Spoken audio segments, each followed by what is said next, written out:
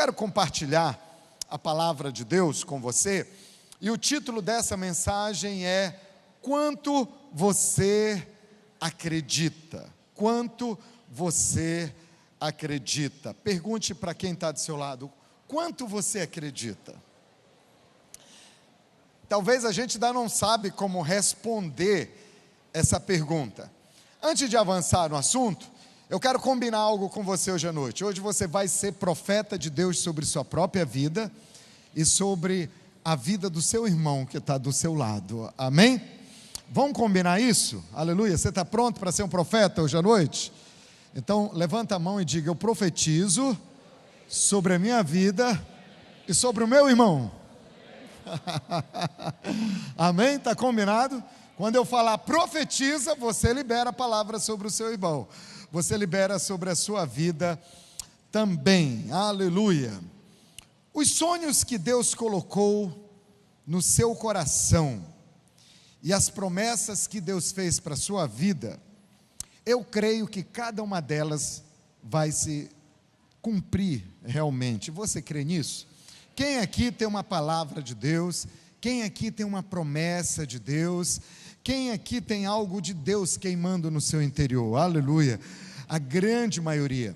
Talvez você diga: eu não tenho assim uma palavra de Deus, mas tem coisas que eu desejo alcançar na minha vida, que eu quero alcançar na minha vida, e isso queima dentro de mim. Eu tenho orado por isso, e eu realmente creio nisso. Essa palavra é para todos nós. Eu estou pregando para mim também. Isso é tão precioso. Então, até que ponto eu acredito na promessa de Deus? Até que ponto eu realmente quero isso para a minha vida? Algumas pessoas às vezes dizem: eu quero isso aqui, eu quero isso, é isso que eu quero para a minha vida. Mas ela nunca alcança isso. Por quê? Porque realmente ela não quer. No fundo, é mais um discurso. Ela está confundindo desejos com sonhos. Ela mistura, ela acha que é um sonho, mas é só um desejo. Ela realmente não tem certeza ou convicção daquilo que quer. Mas quando nós temos certeza, quando nós temos convicção, quando nós temos uma palavra de Deus, ou uma promessa de Deus, ou estamos orando por algo, nós realmente temos que crer. O nosso desafio é quando o tempo vai passando. O tempo vai passando e parece que nada vai acontecer, nada tem acontecido.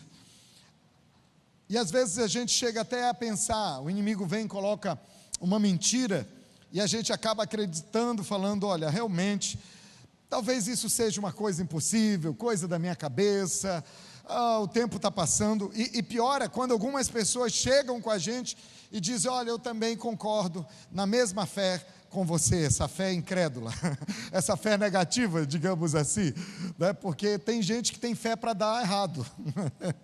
Então a pessoa diz: eu também não acredito, eu acho que você exagerou, talvez fosse coisa da sua cabeça, desiste, pense em algo diferente. Mas eu creio que o Espírito Santo está dizendo algo muito importante para você hoje à noite, que se foi Deus que falou para você, que foi Deus que gerou esse sonho dentro de você, se você realmente quer algo para a sua vida que é tão importante, você tem orado sobre isso, está alinhado com o coração de Deus, você crê que é da vontade de Deus, o Espírito Santo quer falar algo para você hoje à noite. Continue crendo, continue acreditando, diga: Senhor, eu creio.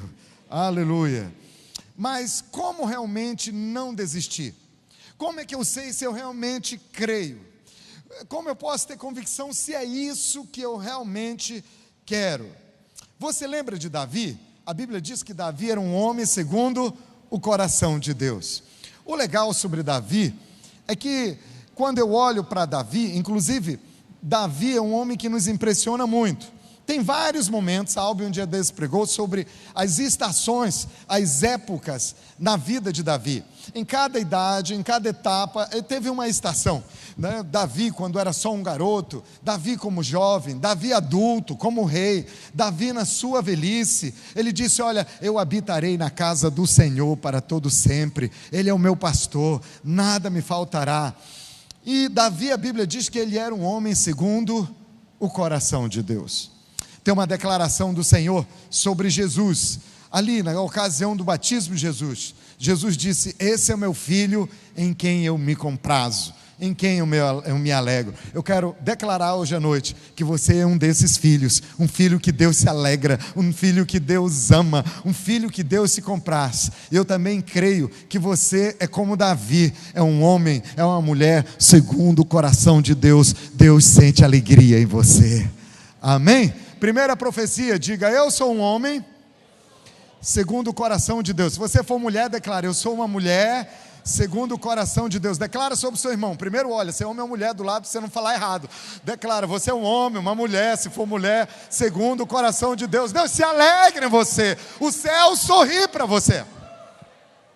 Interessante, e o que nos anima muito quando a gente olha para Davi, é que Davi não era uma pessoa que acertava sempre. Davi não era uma pessoa perfeita. Alguém poderia dizer: Davi era um homem segundo o coração de Deus, porque ele acertava todas. Davi era um homem segundo o coração de Deus, porque ele fazia tudo certinho. Davi não pecava, Davi não errava, não pisava na bola. Não, Davi errou em diversos momentos da vida dele, mas Davi era um homem quebrantado. Davi, como o pastor Márcio falou agora há pouco, sabia qual era a identidade dele. Ele reconhecia que ele tinha uma identidade de filho, e nós somos filhos. Diga: eu sou filho. Diga: minha identidade é de filho. Por isso nós podemos falar: sou um filho amado por Deus. Eu sou um homem segundo o coração de Deus, uma mulher segundo o coração de Deus. Mas tem algo muito interessante sobre Davi. Davi tinha apenas 17 anos de idade. Um dia, Deus falou para o profeta Samuel. Ele disse: vai até a casa de Jessé, eu vou ungir um novo rei para Israel, e a um dos filhos de Jessé, vai até a casa de Jessé. Samuel chamou Jessé e disse: me importa fazer um sacrifício hoje na tua casa, mas você tem que chamar seus filhos, eu vou ungir um deles como rei de Israel. Os filhos de Jessé vieram, um bem forte, o outro bem inteligente, o outro mais intelectual, o outro mais bonito, o outro versado em artes, o outro que era especialista em armas, em guerras, era um famoso guerreiro. Então vieram vários, um após o outro, e o profeta Samuel foi olhando para cada um, queria orar por eles. Deus dizia: não é esse, não é esse, não é esse. Deus falou: Samuel, eu não olho como o homem vê, o homem olha para a aparência, eu olho para o coração. Não é nenhum desses. Samuel olhou para Jessé e disse: Jessé, você não tem nenhum outro filho? E ele disse: olha, tem um, ele está lá no campo cuidando de umas ovelhinhas. E ele disse: chama esse rapaz para a gente poder fazer o sacrifício. Deixa eu abrir um parêntese aqui. Eu amo os líderes de célula. São eles que Deus está escolhendo para estarem no trono. Aleluia. Eu creio que se você foi chamado para reinar, você está lá cuidando das ovelhas do Senhor. Podem não estar vendo o que você está fazendo, mas Deus está vendo. E quando Ele escolhe alguém, Ele escolhe aqueles que amam as ovelhas. Por isso que eu amo os discipuladores. Por isso que eu e você, nós amamos cuidar de ovelhas. Porque quem cuida de ovelhas, quem cuida de pessoas, quem ama pessoas, gosta de investir em gente, acredita na mudança das pessoas, Deus olha e coloca para reinar. Diga aleluia. Ele tinha só 17 anos. 1 Samuel capítulo 16, acompanha comigo no 3, 1, 2, 3, vamos ler juntos? Jessé mandou chamá-lo e ele veio. Ele era ruivo, de belos olhos e de boa aparência. Então o Senhor disse a Samuel: é este, levanta-te e unja-o. Samuel apanhou o chifre cheio de óleo e o ungiu na presença dos seus irmãos. E a partir daquele dia, o Espírito do Senhor apoderou-se de Davi e Samuel voltou para Ramá. Esse foi o grande momento. Aquele menino, 17 anos de idade, foi ungido como rei. E você sabe o que aconteceu com Samuel depois que ele foi ungido rei? Ele estava em todas as redes sociais. Impressionante. Ele foi chamado, ele foi para a mesa redonda da CNN, da entrevista. Só que não. Sabe o que aconteceu? Ele caiu no esquecimento. Sabe o que aconteceu? A família dele nem acreditava que isso ia acontecer. Esse profeta está velho, está gagá, o que é isso? Sabe o que aconteceu? Ele voltou para o campo, ele voltou para cuidar das ovelhas, lá no campo. Interessante que a própria família de Davi não acreditava tanto nele. Quando o profeta falou: Jessé, traz os teus filhos, Jessé não fez questão de trazer o Davi. Era um pai que não acreditava tanto no potencial do filho. Você lê a história de Davi e você vê que os irmãos também não acreditavam nele. O que é que você quer, pirralho? Você está aqui com segundas intenções. Não acreditavam na nobreza do próprio irmão, de Davi. Davi, quando foi servir ao rei no palácio, Saul ficou com inveja do Davi e tentou lhe matar. E Davi passou muito tempo da sua vida de caverna em caverna. Davi passou meses se escondendo no deserto. Davi era inocente. Na realidade, Davi não tinha feito nada de errado, meu irmão. Mas mesmo assim, tinha que sair fugindo, escondido. E Davi tinha todas as razões, entre aspas, para talvez pensar, e quem sabe até falar: Deus, isso é uma coisa injusta, o Senhor não disse que eu ia reinar, o Senhor não me deu uma promessa, o Senhor não me deu uma palavra, o Senhor não me ungiu, será que o profeta errou? Deus, isso é injusto, nada que o Senhor falou está acontecendo. E Davi poderia ter desanimado, mas sabe, Davi não desanimou. Sabe por quê? Porque Davi não tinha um espírito de desistência, Davi tinha um espírito de excelência. Eu vou repetir para você. Davi, como você, não tinha um espírito de desistência, Davi tinha um espírito de excelência. Profetas em ação, diga: eu não tenho espírito de desistência, tenho espírito de excelência.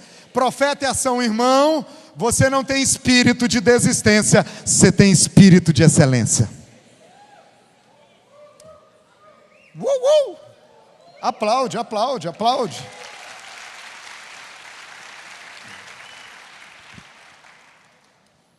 Aleluia.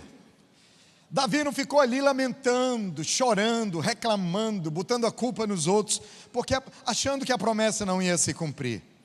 Mas por que Davi não desistiu? Por que ele não parou de acreditar? Sabe por quê? Porque ele tinha um espírito de excelência. E Davi tinha um espírito de guerreiro. Ele acreditava como um guerreiro.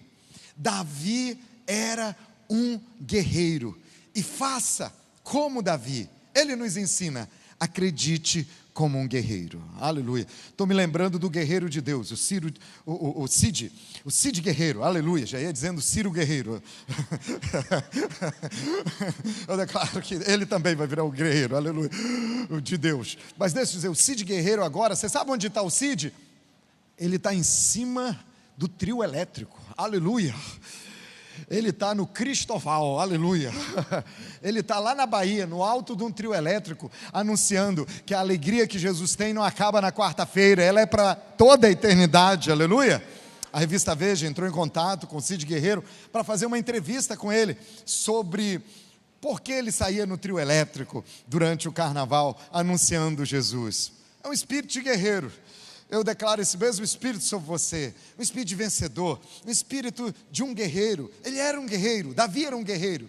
Você viu a postura dele diante de Davi. A Bíblia fala, depois de rei, ele saiu para muitas guerras, ele venceu muitas guerras. Mas antes de reinar, antes de sair a guerra pelo reino, Davi venceu outras guerras preparatórias. A Bíblia diz que ele matou o leão, ele matou o urso. A Bíblia diz que ele venceu o gigante Golias. Um guerreiro, alguém que não desiste. A atitude de Davi foi: eu não vou desistir. Profeta, eu também não vou desistir. Amém, eu nem mandei, você já foi profetizando sobre o seu irmão. Você está de parabéns, é isso mesmo, aleluia.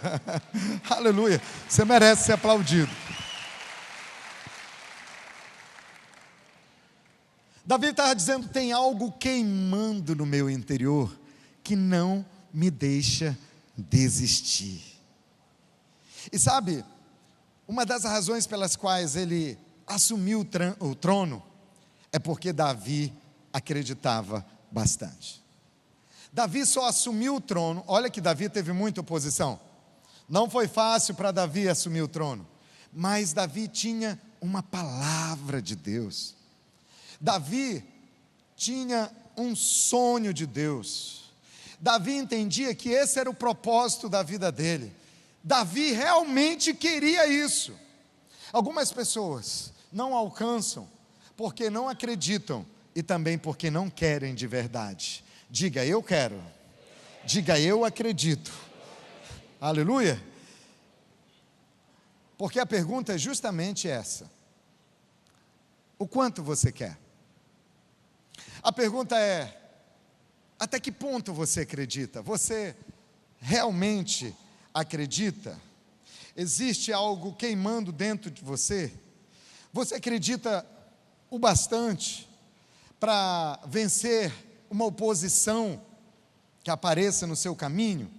Você acredita o suficiente para deixar de lado aqueles que não acreditam e que ficam dizendo: você não vai conseguir, você está pronto para desconsiderar e fazer de conta que elas nem falaram isso o suficiente para você fazer a coisa certa, mesmo quando está tudo dando errado?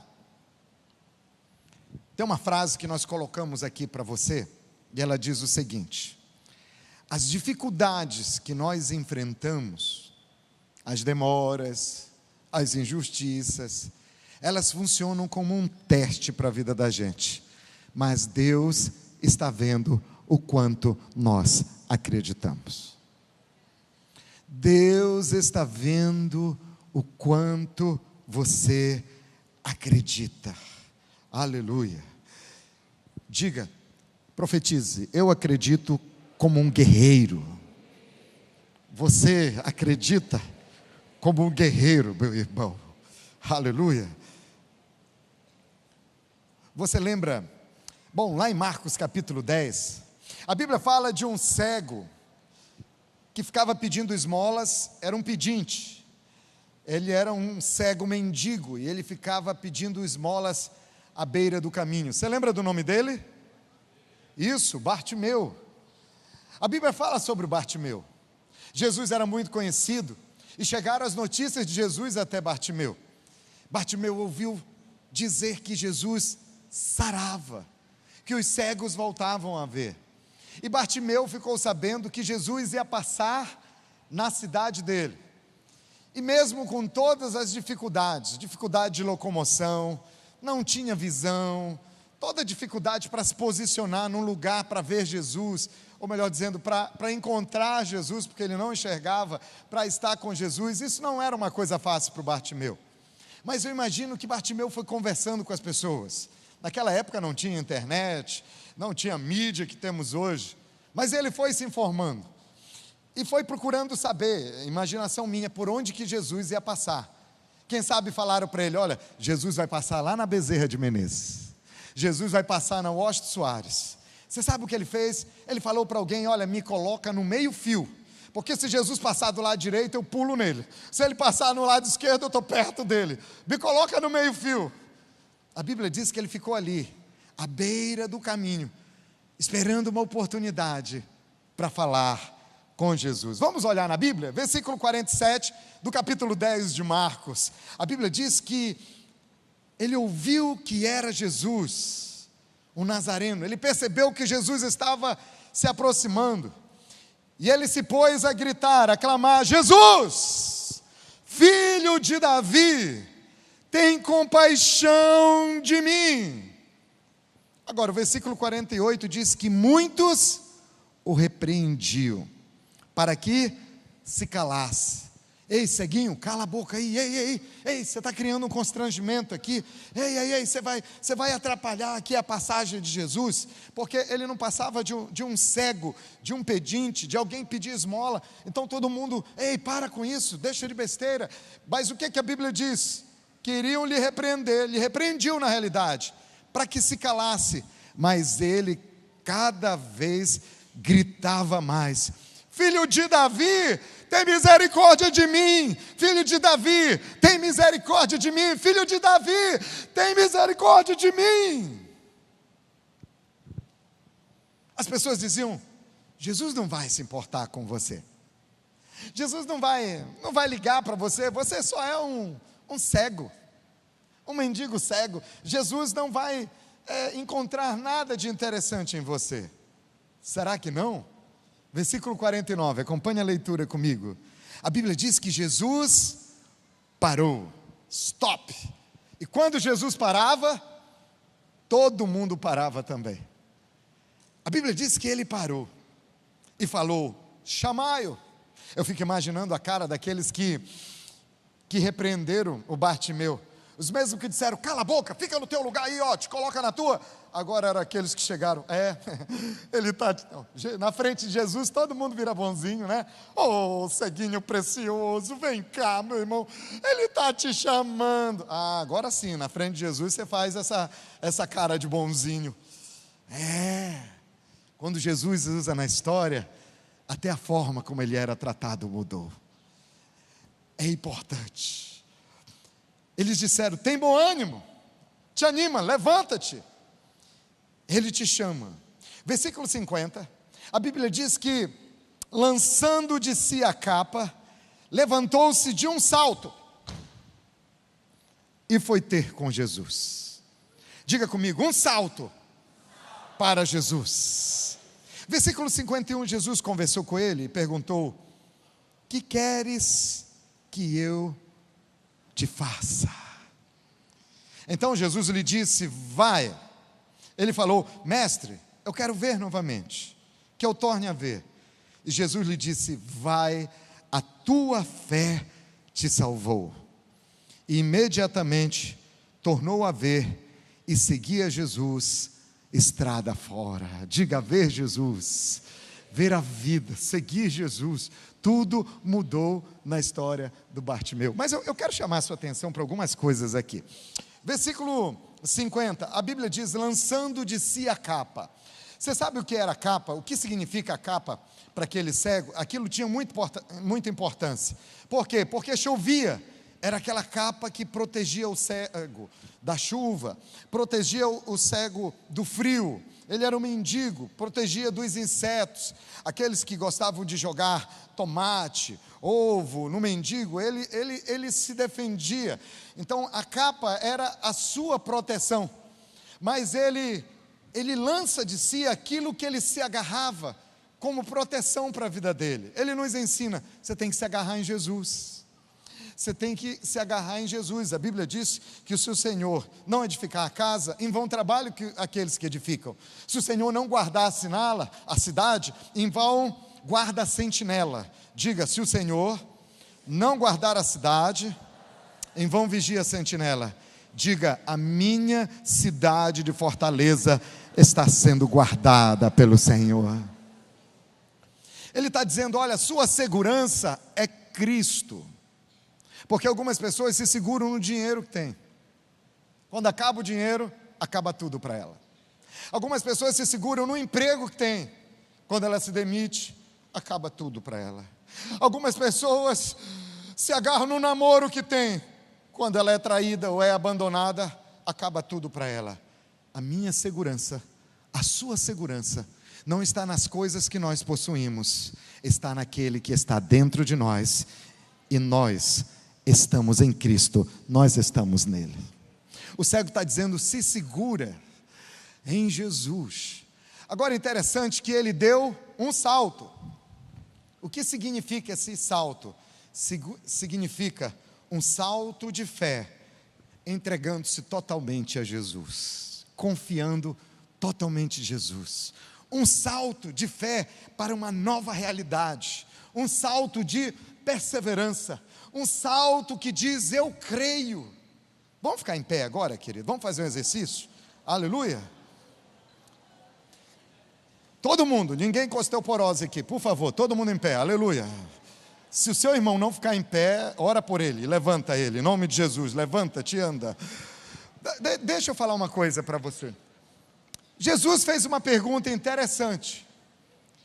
E alguém pode dizer, poxa, mas que pergunta, né? Uma coisa tão óbvia.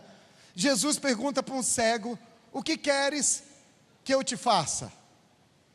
Será que Bartimeu ia dizer, Senhor, eu só quero que o Senhor me dê um autógrafo? Eu só quero ter um selfie com o Senhor. Se eu tiver um selfie com o Senhor, eu vou ganhar tanto seguidor, Jesus. Ele disse que eu torne a enxergar, que eu torne a ver. Sabe por que Jesus perguntou para ele? Por duas razões. Uma, para saber o que ele realmente queria. Duas, para que ele mostrasse qual era a identidade dele. Porque a identidade de Bartimeu não era identificada através da vida, da saúde que ele possuía, ou seja, a cegueira. Era identificada pela sua fé. A sua fé mostra a sua identidade. E quando Jesus pergunta, o que você quer que eu te faça?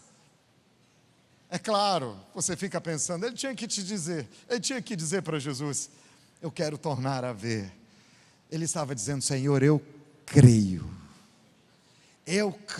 que eu posso voltar a ver.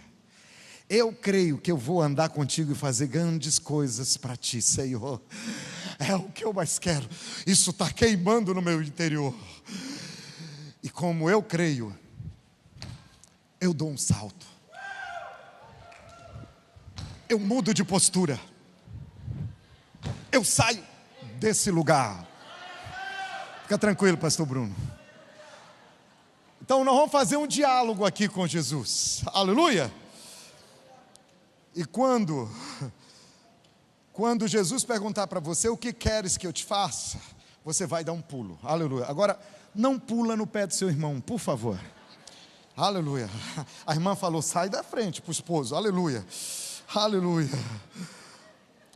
Primeiro ele grita, e você vai gritar comigo, Jesus! Aí Jesus pergunta, o que queres que eu te faça? Aí você vai dar o pulo. Está todo mundo afinado? Vamos dar o grito, vamos chamar Jesus. Aleluia. 1, 2, 3. Jesus! Ele responde para você, o que queres que eu te faça?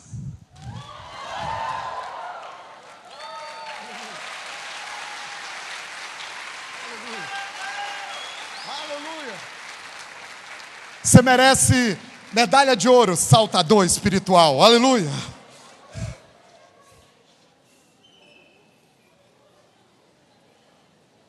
Uma outra coisa interessante da gente observar também, irmãos, é que haviam outros cegos na beira do caminho.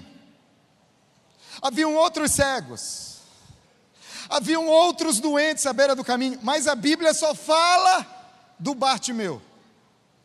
A Bíblia não fala dos outros. A Bíblia só fala do Bartimeu. Por que a Bíblia só fala do Bartimeu? Porque Bartimeu foi aquele que se destacou no meio da multidão. Bartimeu, ele se destacou em meio aos demais. Por quê? Porque ele acreditava mais que os outros. Havia muita gente ali, mas as atenções se voltaram para o Bartimeu. E aí Bartimeu, o cego, o ex-mendigo, ele nos ensina uma pérola, que quando nós acreditamos, nós nos destacamos no meio da multidão. Segundo princípio, anote aí, se destaque no meio da multidão. Vamos profetizar? Aleluia? Sei que você está anotando, você anota e profetiza. Levanta a mão e diga, eu vou me destacar no meio da multidão.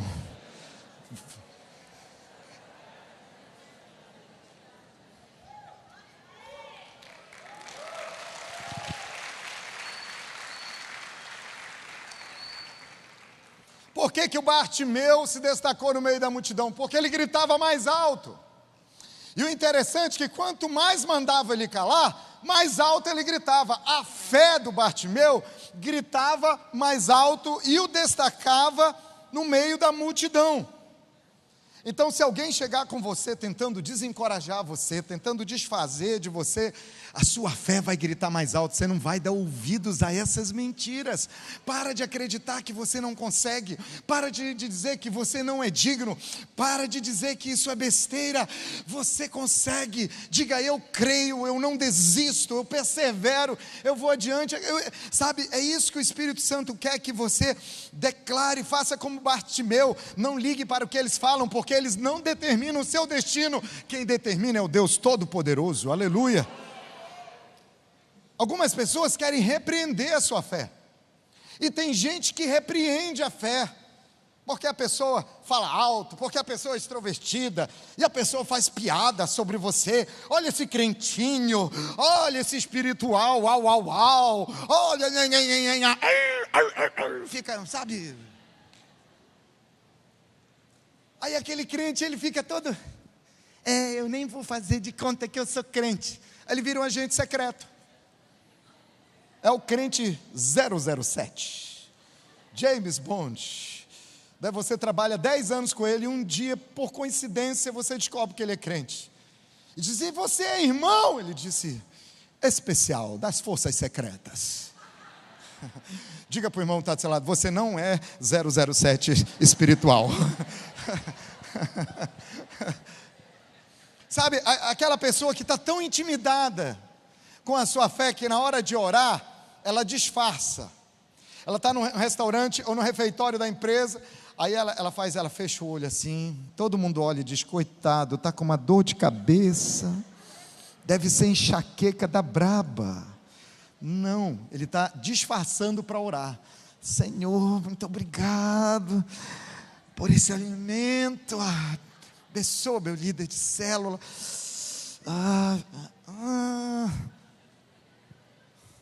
Sua fé tem que gritar alto. Um dia desse eu fui num restaurante com uns irmãos, e um irmão foi orar. Isso já faz um tempo. Ele deu as mãos conosco e ele orou alto: Senhor, obrigado por esse alimento. Todo mundo olhava. Ele dava as mãos: amém, amém, aleluia, uma festa na mesa. Porque a nossa fé grita mais alto. As pessoas não têm vergonha de sair com uma garrafa de cachaça, de uísque na mão. Ninguém tem, ninguém tem vergonha de sair na televisão, nu nessa época do carnaval. Nós não vamos ter vergonha da nossa Bíblia. Nós não vamos ter vergonha do Cristo que mudou a nossa vida. Nós não vamos ter vergonha da nossa fé. A sua fé vai falar mais alto. Você vai se destacar na multidão. Você vai se destacar. Existe uma multidão que quer calar a sua voz, que quer calar a sua fé, que quer te reprimir, que não quer que você vença, que você consiga, que você alcance, que você avance, que a sua família seja vitoriosa. Gente que quer te reprimir, que quer calar a sua fé. Quanto mais tentarem te reprimir, grite mais alto, mais alto, mais alto, mais alto. Como diz aquela canção: mais perto, eu vou subir no monte, eu vou entrar na casa, eu vou ficar aqui até alcançar. Se destaque na multidão. Diga bem alto comigo, respira fundo e diga: ninguém vai repreender a minha fé. Diga: a minha fé grita mais alto. Diga: eu vou me destacar na multidão.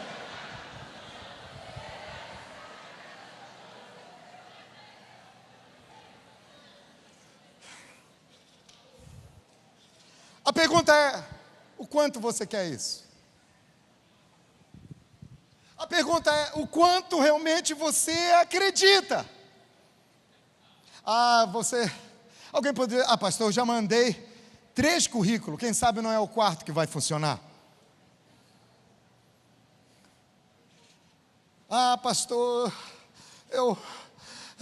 a minha empresa quebrou, quem sabe não é a próxima que vai virar franquia e vai ser sucesso. O quanto você acredita? Você acredita? Você acredita o bastante?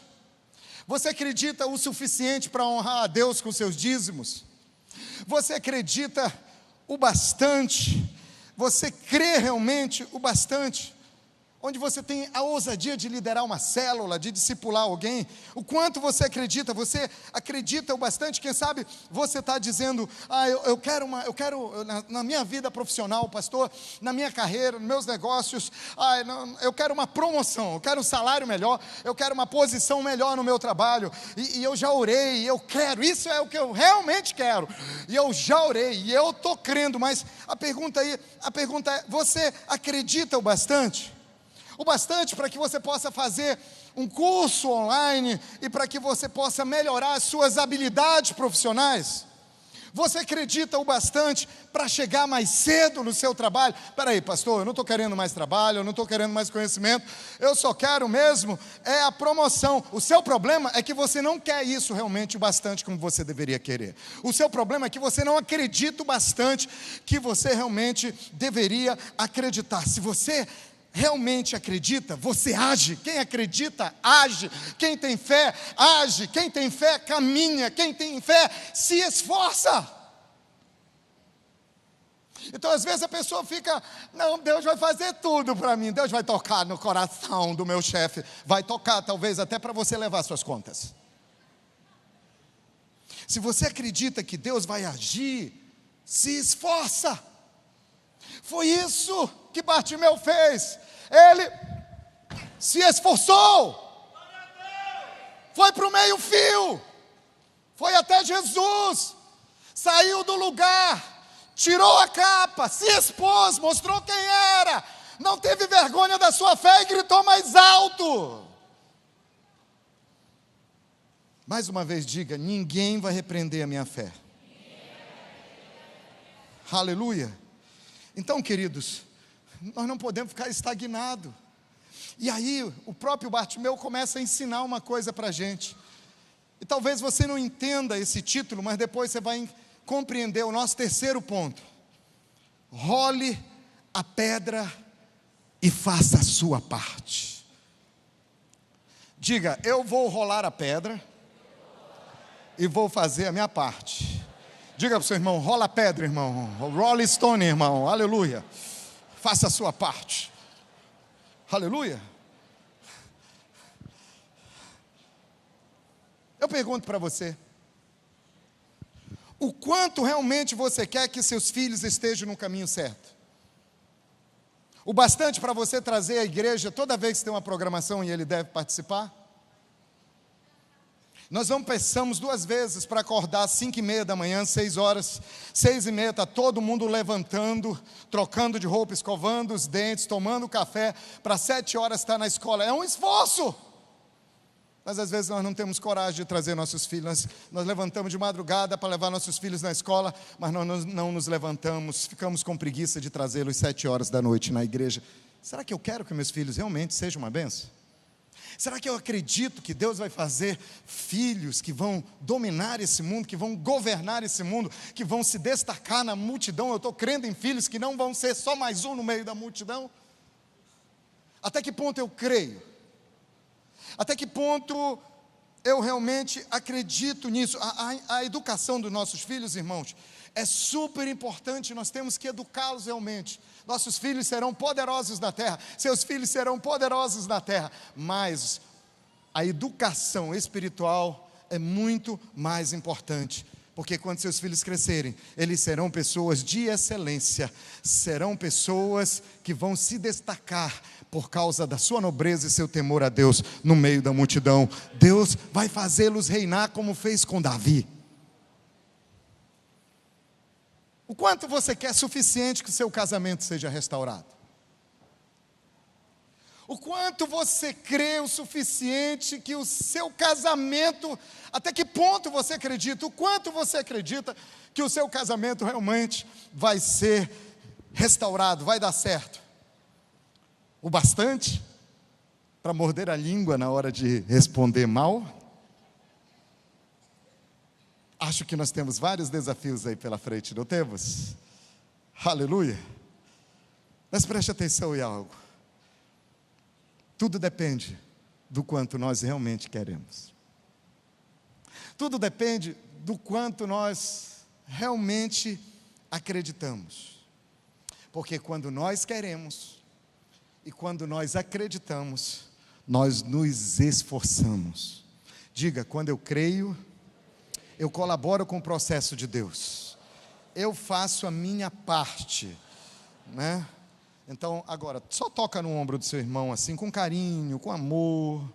Diga para ele, as suas ações precisam acompanhar a sua fé. Só mais uma batidinha, diz assim, você precisa fazer a sua parte.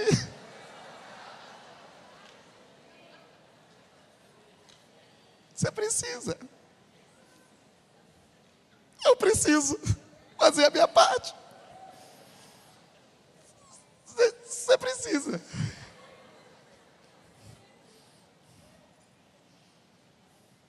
Você lembra de Lázaro?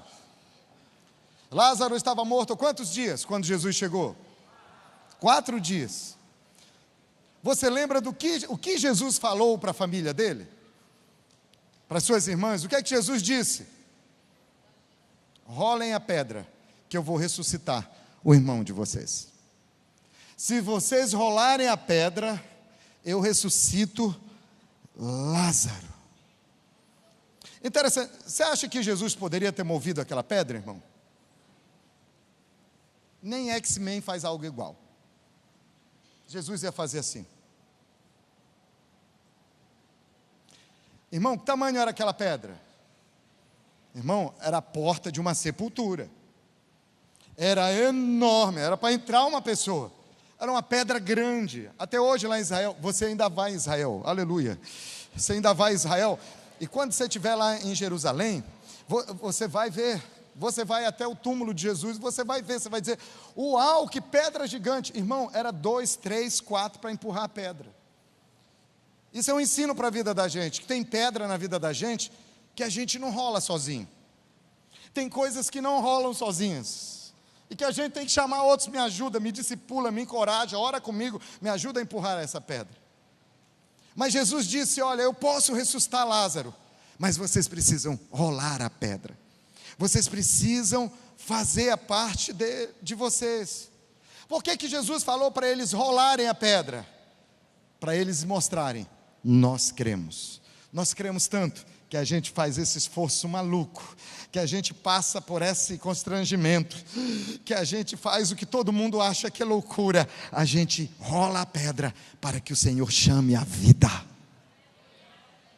Jesus pediu para eles rolarem a pedra. Diga, eu vou rolar a pedra. Jesus podia ter rolado a pedra, mas Jesus queria ver o quanto eles realmente queriam aquilo, o quanto realmente elas acreditavam. Você precisa rolar a pedra. Ah, Deus, me ajuda, Senhor, eu não estou bem, Senhor, eu não estou me sentindo disposto, eu estou me sentindo mal na minha saúde. Ah, Senhor, me ajuda. Você está pronto para rolar a pedra? Você está pronto para dizer não para as 3 coxinhas que você come por dia, as 4 Coca-Cola que você toma diariamente? A minha vida não está dando certo, eu só me meto em confusão. Você está pronto para largar os amigos que só te fazem pecar, só te fazem pisar na bola e ir atrás de amizades há dias? Você crê ao ponto de fazer isso, de rolar essa pedra na sua vida? Seu milagre não vai acontecer até a pedra rolar. Seu milagre não vai acontecer até a pedra rolar. E tem algo que o pastor Joel Osteen fala, eu gosto muito, ele nos inspirou nessa mensagem. Ele fala o seguinte, olha no telão, quando você fizer o que pode fazer, Deus fará o que você não pode fazer. Se você não estiver disposto a fazer o que é natural, Ele não fará o sobrenatural na sua vida. Você pode ler isso aí para o seu maninho do seu lado, seu irmão? Aleluia, vamos lá. Fala para ele, olha irmão, quando você fizer o que você pode fazer, Deus vai fazer o que você não pode fazer. Se você estiver disposto a fazer o que é sobrenatural, se você não estiver disposto a fazer o que é sobrenatural, Ele não vai operar no sobrenatural, se você não fizer o natural. Existe algo que é da nossa parte. E sabe, hoje nós estamos sendo profetas nas nossas vidas e na vida dos nossos irmãos. Então, mão no ombro do irmão e diga para ele: você foi criado por Deus. Fala com fé e com alegria, olha nos olhos, não fala com ele olhando para mim, olha no olho do seu irmão, diga para ele com fé, profetiza, diga: você foi criado por Deus, convence ele disso, diga: você vai deixar um legado. Você não foi criado para se encaixar, para ser mediano, para viver com vícios, com disfunções, com escassez. Você foi feito para se destacar na multidão, para ser acima da média. Faça parte, rola a pedra!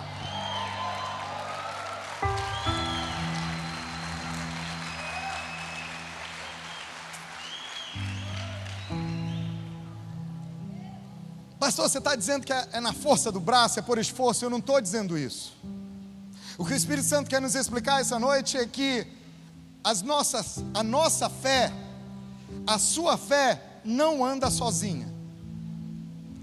A sua fé não caminha sozinha. A sua fé, se ela é legítima, a sua fé é acompanhada pelas suas ações. Diga comigo: a minha fé não anda sozinha. Diga: a minha fé é acompanhada pelas minhas ações. Eu estou pedindo para você repetir, para você gravar bem essa verdade. Pois é isto que Tiago nos disse. Ele diz: assim como o corpo sem espírito está morto, também a fé sem obras é morta.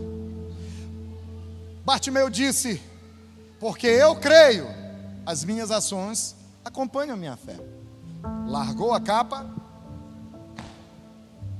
Essa cirurgia foi boa mesmo, aleluia. E deu um salto. Deus disse: Davi, você vai ser rei, você vai subir no trono. E aí, Golias, qual é a tua? Enfrentou Golias, foi para cima, não desistiu. Então, querido, não adianta a gente falar que a gente crê, que a gente quer, se a gente age de maneira diferente. Não adianta eu falar que eu creio na mudança de alguém e eu fico falando mal dela pelas costas. Não adianta. A minha fé tem que ser acompanhada de ações que confirmam. A sua fé é respaldada pelas suas ações. A sua fé, ela é respaldada diante de um milagre de Deus por tudo aquilo que você faz com relação àquele assunto. Jesus disse em Mateus capítulo 5, versículo 6, ele disse: bem-aventurado os que têm fome e sede de justiça, porque serão fartos. Quem tem fome, quem tem sede, encontra fartura, diz o Senhor. A pergunta é: eu tenho fome de quê? Eu tenho sede de quê? Eu desejo o quê? O que queima dentro de mim? Eu acredito no quê? Tem uma história muito interessante. É a história de um jovem. Esse jovem morava numa cidadezinha no interior. Essa história aconteceu lá nos Estados Unidos. Era uma cidade do interior do interior. Quem aqui nasceu no interior do interior? Eu nasci no interior do interior, né? Então ele não nasceu numa cidade do interior, ele nasceu no interior do interior do interior. Cidadezinha pequena, pacata. Ele, a família dele, os irmãos dele, cidadezinha. Naquela cidade ninguém nunca saiu para estudar fora. Ninguém nunca se formou. Era aquela vida ali comum, aquela coisa em comunidade. Mas algo queimava dentro dele, o desejo de se formar, de ter um trabalho, de sair dali, de se destacar no meio da multidão. Mas eles eram muito pobres. O pai dele não tinha condições, a mãe não tinha. Era só um adolescente. E ele compartilhou isso com os pais. Quando ele completou 18 anos, ele sentou com o pai e a mãe e disse: eu quero, esse é o meu propósito. Então ele foi até naquela época, irmãos, não tinha internet, muitos anos atrás. Então ele foi à companhia de telefone lá da cidade. E chegando lá, deram uma lista telefônica. E ele foi olhando, foi direto para a cidade de Nova York, porque o sonho dele era estudar e trabalhar lá em Nova York. Então ele pegou aquela lista telefônica e encontrou uma empresa que tinha 393 filiais. Diga comigo, 393. Então ele resolveu escrever uma carta para cada uma das 393 filiais, dizendo: eu quero um emprego aí com vocês, eu quero trabalhar aí, eu estou pronto para fazer qualquer coisa. Eu lavo o chão, banheiro, eu limpo o galpão, eu faço o que for, eu passo pano, esfrego, eu faço o que for necessário, mas eu quero trabalhar aí. Vocês me dão um emprego? 393 cartas. Irmão, ele não tinha computador, ele não tinha tablet, ele não tinha impressora, era papel e caneta, era manual mesmo. Quem aqui escreveu cartas de amor, apaixonadas? Eu escrevi, irmão, aleluia. A Alba escrevia para mim, ainda passava perfume, eu recebia a carta do correio. Tem uns que têm vergonha de reconhecer, você fez isso, eu sei. E ele escreveu, ele fez um alvo, ele escrevia 50 cartas por semana, a mesma carta, ele escreveu e mandou pelo correio. Passou um mês, nenhuma resposta. 3 meses, nenhuma resposta. Irmão, passaram 4 meses, nenhuma resposta. Até que passaram 6 meses, também nenhuma resposta. Ele conversou com os pais e disse: eu vou, eu quero que vocês me abençoem. E ele foi para Nova York. Fizeram esforço, compraram a passagem dele de ônibus. Ele pegou um ônibus e ele saltou no centro, num local chique lá em Nova York. E ele foi logo no endereço daquela grande empresa. Ele procurou uma grande loja e ele foi até lá. Ele viu aquela loja linda, aquele lugar grande. Ele chegou com a atendente lá na Times Square. Você ainda vai passear na Times Square nos Estados Unidos? Sabe aquele local lá nos Estados Unidos, que é um local turístico, onde tem aqueles telões enormes? Ele chegou lá, ficou olhando, parecia o pastor Sandro lá olhando. Que coisa linda. Você ainda vai lá com a sua esposa, aleluia. Jovens, solteiros, lua de mel, aleluia. Em Nova York, Central Park, aleluia. E ele chegou com a atendente e disse: olha, eu mandei uma carta para vocês pedindo um emprego. Eu queria saber se vocês têm interesse em me contratar. Ela falou: ô jovem, aqui é só uma das grandes lojas. O nosso centro administrativo, ele fica a umas 4 quadras, 4 quarteirões descendo, vai até lá.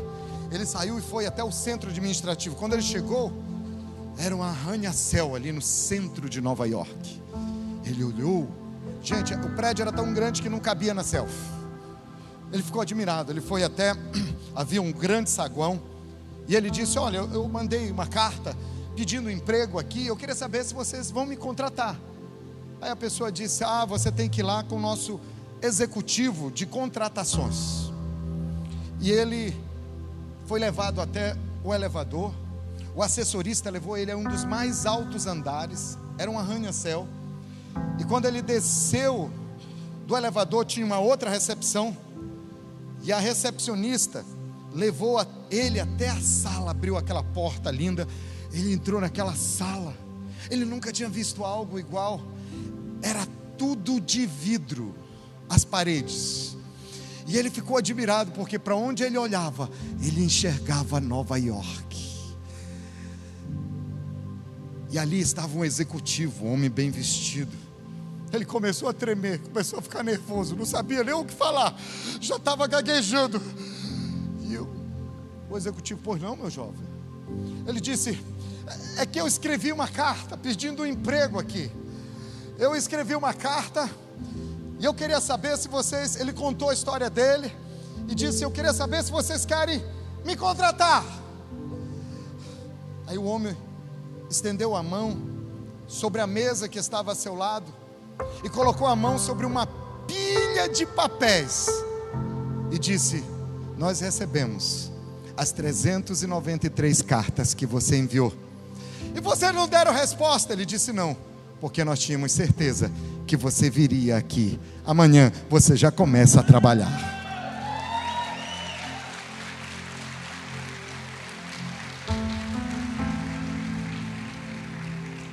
Ele começou a trabalhar. Sabe o que aconteceu, Marcelo? Ele se formou, e depois que ele se formou, ele se tornou o gerente de uma grande rede de lojas que estavam naquela região tão nobre. Talvez alguém diga aqui: ah, pastor, eu já mandei 4 currículos. Eu queria dizer que você ainda tem mais 389 oportunidades. 389 oportunidades sobrando. Sabe qual era o segredo daquele jovem? Ele sabia qual era a diferença entre um sonho e um desejo. E nós precisamos ter isso bem claro na nossa mente também. Desejo. O que é desejo?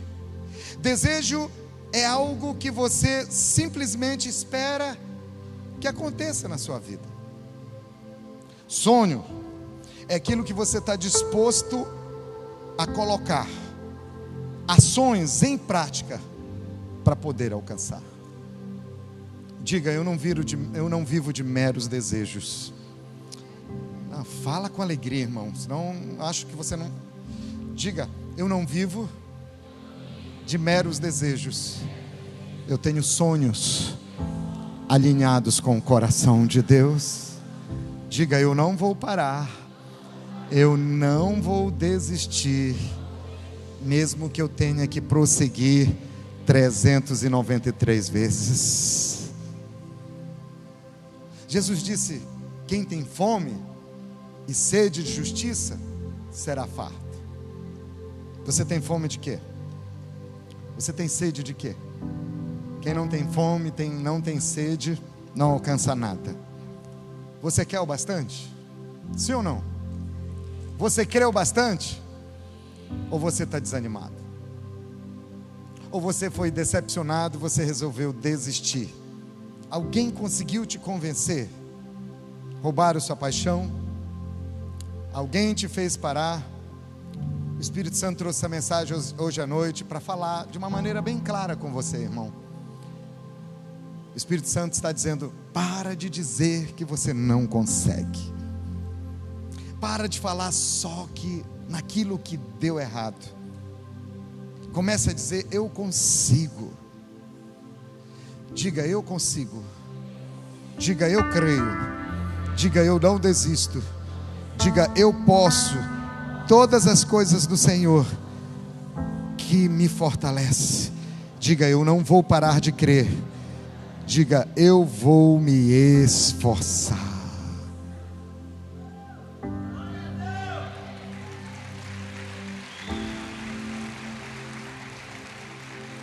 Você pode ficar em pé? Esse é o recado do Espírito Santo para você hoje à noite. Esse é o recado do Espírito Santo para você hoje à noite. Esse é o recado de Deus. Nós continuamos crendo.